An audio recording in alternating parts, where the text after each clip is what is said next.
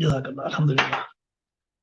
تو میں جو آپ سے گفتگو میرا ٹاپک جو چل رہا ہے، اور میرا ٹاپک پسندیدہ ٹاپک جو ہوتا ہے وہ دعوت ہوتی ہے. سب دعوت کیا ہے؟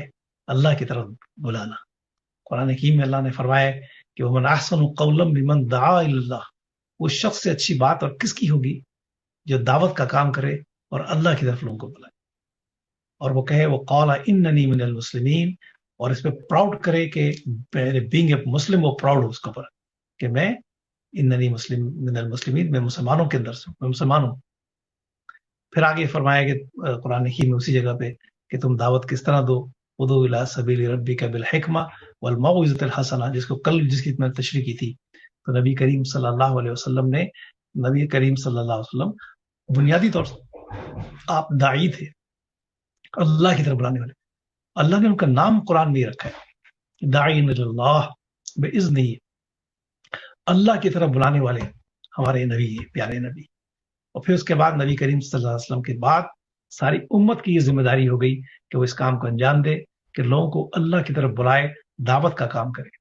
اب یہ دعوت کا کام میں نے جیسے آپ سے کہا کہ یہ زبانی بھی ہوتا ہے اور عملی بھی ہوتا ہے، قول سے بھی ہوتا ہے اور فعل سے بھی ہوتا ہے. اور اس کے لیے میں نے بہترین کتاب جس کو میں ہمیشہ ریکمینڈ کرتا ہوں، اور جس کتاب کو پڑھ کر اس راستے پہ مجھے اللہ تعالیٰ لے کر آیا، اور وہ کتاب سید ابو العالی مودودی کی کتاب شہادت حق. اردو میں شہادت حق ہے اور انگریزی میں اس کا نام ہے وٹنس مین کائنڈ، وٹنس آن مین کائنڈ. اس کتاب کو اگر آپ پڑھیں تو اس دعوت کا پورا مفہوم آپ کی سمجھ آ جائے، اس کی امپورٹنس کیا ہے. اللہ تعالیٰ نے پچھلی قوموں پہ یہ ذمہ داری لگائی، ان قوموں نے اس کام کو انجام نہیں دیا تو اللہ تعالیٰ نے اس قوموں کو کیا سزائیں دی. اب یہ وہ ذمہ داری ہم پہ آ گئی ہے جس طرح کی جو پہلی قوموں پر تھی.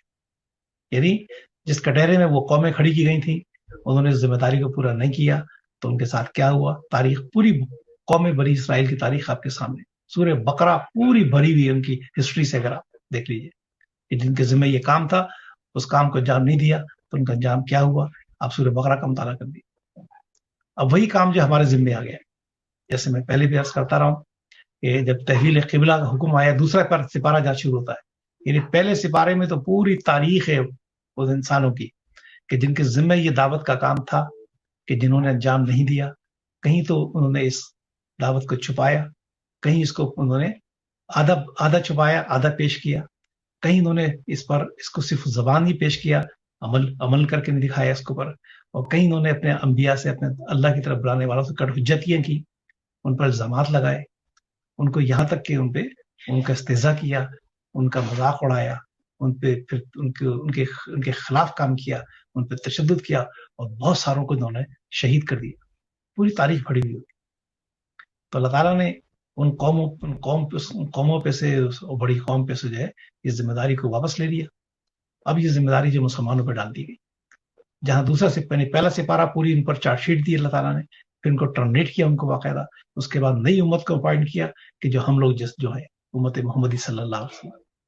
دوسرا سپارہ جہاں شروع ہوتا ہے آپ دیکھیے سیقول السفہاء من الناس ما ولاھم عن قبلتہم التی کانوا علیہا، کہ اللہ تعالیٰ نے قبلہ بدل دیا. پہلے قبلہ اول تھا ان قوموں کا کہ دنیا میں ہدایت اور رہنمائی کا منصب ان کے پاس تھا، ان کے ذمہ یہ کام تھا دعوت کا. اور قبلہ دنیا سے کہا تھا اسی طرف رخ کر کے نماز پڑھا کرو، یعنی قبلہ اول بیت المقدس، جو ہمارا بھی قبلہ اول ہے. آپ پتہ ہے نا کہ نبی کریم صلی اللہ علیہ وسلم بھی یعنی کافی عرصے تک، ہجرت کے بعد بھی تقریباً 17 مہینے تک لوگ بتاتے ہیں، تاریخ میں آتا ہے کہ بیت اللہ اور بیت المقدس دونوں کی طرف رخ کر کے نماز پڑھتے تھے. یعنی ایسا رخ کرتے تھے کہ بیت اللہ کی طرف بھی ہو اور بیت المقدس کی طرف بھی. ہجرت کے 17 مہینے کے بعد حکم آیا ہے کہ اب ہم نے تم کو اپوائنٹ کر دیا ہے نبی صلی اللہ علیہ وسلم. جس طرح کہ پہلی قوم تھی، پہلی جو اہل کتاب تھے، ان کو ٹرمنیٹ کر دیا اس منصب سے، اور اس نئے منصب پر، اس باعزت منصب پہ، اس بہترین منصب پہ، دنیا کی سربلند قوموں کے اندر اب ہم نے تم کو سرفراز کیا ہے، اور تم اب دنیا کے لیڈر ہو گئے، رحمت العالمین اب تم ہو گے. تم ساری دنیا کے نبی اب تم ہو، اور ساری دنیا کی امامت اور رہنمائی کا منصب جو ہے اب مسلمان قوم کے پاس. ان کی ذمہ داری ہے کہ دنیا کی ساری قوموں کو اللہ کی طرف بلائیں، اللہ کی طرف رہنمائی کریں، اللہ کی معرفت ان کو ان کو حاصل کروائیں، خود بھی اللہ کے بندے بن جائیں اور ان کو بھی اللہ کا بندہ بنا دیں. آیت اگر آپ دیکھ لیجئے، دوسرا سپارہ جہاں شروع ہوا ہے اس کے فوراً بعد تحویل قبلہ کا حکم پہلے آیا ہے کہ لیجئے ہم نے قبلہ بدل دیا. پہلے دنیا کا پورا قبلہ اول تھا، بیت المقدس تھا. آپ دیکھیے وہ مسجد آج بھی موجود ہے. اگر آپ لوگ جائیے مدینے کے اندر تو مسجد قبلتین کہلاتی ہے. مسلمان سارے کے سارے ایک رخ کی طرف رخ، یعنی کہ بیت المقدس کی طرف رخ کر کے نماز پڑھ رہے تھے کہ عین نماز کے درمیان حکم آیا، اور اس کے بعد یہ آیت نازل ہوئی تھی. نبی کریم صلی اللہ علیہ وسلم نے پورا باؤ ٹرن کیا، وہاں سے قبلہ چلیں آپ، اور بالکل دوسری طرف خانہ کعبہ کی طرف آ کے رخ کی طرف رخ کیا آپ نے، اور وہاں کی نماز پڑھائی آپ نے. آج بھی مسجد قبلتین، یعنی دو قبلوں والی مسجد وہاں پر موجود. یعنی پہلے قبلہ ان کا تھا، اہل کتاب کا تھا، کرسچنس کا تھا، اور یہ جیوز کا تھا. اب قبلہ دنیا کا جو ہے وہ خانہ کعبہ ہے. اور کون لوگ ہیں اس کے؟ اور ہم لوگ ہیں اس میں، امت محمدی صلی اللہ علیہ وسلم ہے، اور محمد صلی اللہ علیہ وسلم. اب محمد صلی اللہ علیہ وسلم صرف مسلمانوں کے نہیں، صرف حجاز کے لوگوں کے نہیں، عربوں کے نہیں، بلکہ ساری دنیا کے امام ہیں، سارے دنیا کے واحد نبی ہیں. قیامت تک نبی کوئی نہیں آئے گا. قیامت تک کے لیے جتنے انسان پیدا ہوں گے، جتنے بچے پیدا ہوں گے، بڑے ہوں گے، جتنے اربوں خربوں انسان اگر پیدا ہونے، ان سب کے نبی اگر کوئی ہیں تو محمد صلی اللہ علیہ وسلم. ان سب کے لیے حجت کوئی امت ہے تو امت محمدی صلی اللہ علیہ وسلم. ان سب کے لیے اللہ کی کوئی ایک کتاب ہدایت اگر ہے تو اس سے قرآن پاک ہے. ان سب کے لیے نمونہ اگر کسی دنیا کے انسانوں کے لیے کسی انسان کا نمونہ ہے تو اسے محمد صلی اللہ علیہ وسلم کا نمونہ. ان سب کے لیے کوئی امت ہے کہ جس میں ان کو شامل ہونا چاہیے دنیا کے انسانوں کو، تو امت محمدی صلی اللہ علیہ وسلم ہے، کہ جس میں اللہ تعالیٰ نے ہمیں عزت دی ہے، کہ جس میں اللہ نے ہم کو پیدا ہی اس امت میں کی. یہ کتنی اعزاز کی بات ہے، کتنی عزت کی بات ہے، کتنی تکریم کی بات ہے، کتنی مقام کی بات ہے، کیسی بلندی اور سربلندی کی بات ہے اللہ نے ہم کو دیا ہے. لیکن میرے بھائیوں، جہاں یہ بڑی اعزاز کی بات ہے، جہاں بڑی عزت کی بات ہے، جہاں یہ بڑی سربلندی ہے، یہ جہاں جتنے فخر اس پہ کیے جائے کم ہے، جتنا شکر اس پہ کیے جائے کم ہے، لیکن اتنی بہت بڑی ذمہ داری ہمارے اوپر ہے. آپ یقین کریں، ہم پر بہت بڑی ذمہ داری ہے.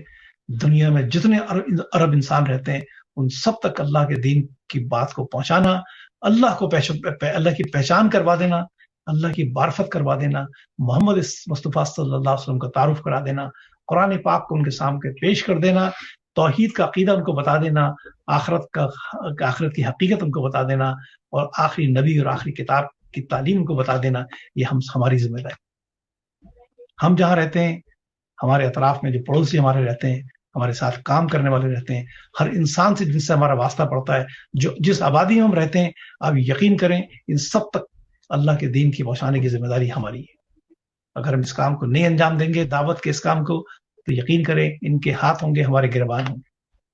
قیامت کے روز یہ ہمارے گریبان کو پکڑیں گے، وہ کہیں گے پروردگار ان سے پوچھیے. اور قرآن نے یہ بات کہی ہے کہ ہم پہنچانے والوں سے بھی پوچھیں گے، اور جن کو پہنچایا گیا ان سے بھی پوچھیں گے. مرسلین سے بھی پہنچیں گے، اور جن کو یہ بات پہنچی ان سے بھی پوچھیں گے. مرسلین ہم ہیں نبی صلی اللہ علیہ وسلم کے بعد، کہ تم نے ارسال کیوں نہیں کیا، تم نے بات کو کمیونیکیٹ کیوں نہیں کیا، تم نے پیغام کو انسانوں تک پہنچایا کیوں نہیں. اللہ ہم سے سب سے پہلے ہم سے پوچھیں. اب سوچ لیجیے ہمارا کیا جواب ہوگا. کوئی جواب نہیں ہوگا. یقین کریں آپ، مجرم بن کے ہم کھڑے ہوں گے وہاں پہ، آنکھیں ہماری نیچے ہوں گی، شرمندگی ہمارے اوپر ہوگی. اس شرمندگی سے بچنے کے لیے اس روز نبی کریم صلی اللہ علیہ وسلم کے سامنے شرمندہ ہونے سے بچنے کے لیے، اللہ کے سامنے شرمندہ ہونے سے بچنے کے لیے، فرشتوں کے سامنے شرمندہ ہونے سے بچنے کے لیے، میرے بھائیوں اور دوستوں، میری بہنوں اور بھائیوں، میری بچیوں، میرے بچوں، اس ذمہ داری کو ادا کرو، اس ذمہ داری کو سمجھو. یہ ہلکا پھلکا کام نہیں ہے.